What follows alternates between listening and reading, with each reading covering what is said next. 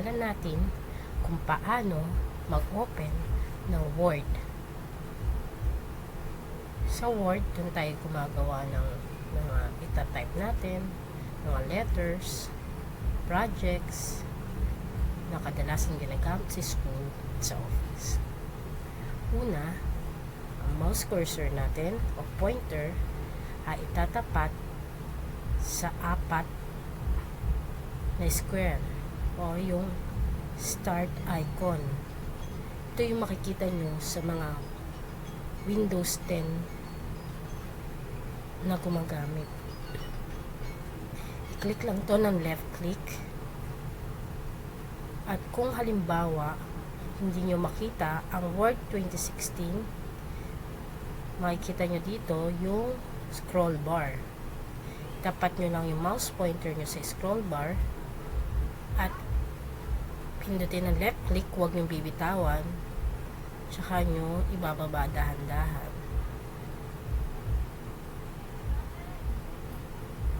Makikita nyo naka-alphabetically arranged siya, A, B, C, ganyan. So ang Word Office ay letter W, kaya pupunta tayo sa letter W. M, N, O, P, S, T, V. Yun, nakita natin W. Hanapin natin yung Word. Makikita nyo, ayun yung Word 2016.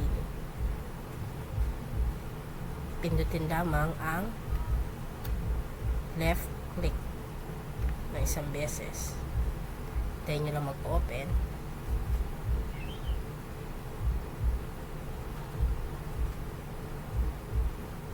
At susunod, ang pipindutin nyo ay, kung gusto nyo ng blanco, itong square na blanco na to, itong blank document. Pindutin nyo na ng isang beses, tintayin nyo ng lumabas. Ayan. Nakapag-open na kayo ng Word, blank Word. Close na natin. Pakikita ko sa inyo ang iba pang paraan paano mag-open ng Word. Kung halimbawang nagmamadali kayo, pwede nyo na lang tapat ang mouse cursor nyo dito sa search box.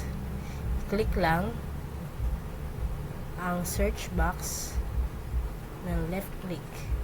Makikita nyo yung mouse, yung blink cursor, type nyo doon ang Word, W-O-R-D. Makikita nyo na nilabas ng search ay ang Word app o Word na icon. I-click lang to ng left click at ayan, bukas na.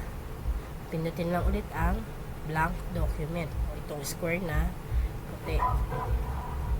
Left click ang iyong gamitin, isang beses lamang.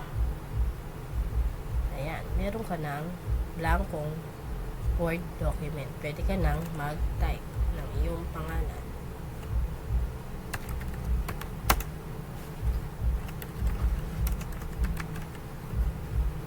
Sa susunod ulit, subscribe lang sa aking channel para matuto pa kayo ng marami. Salamat!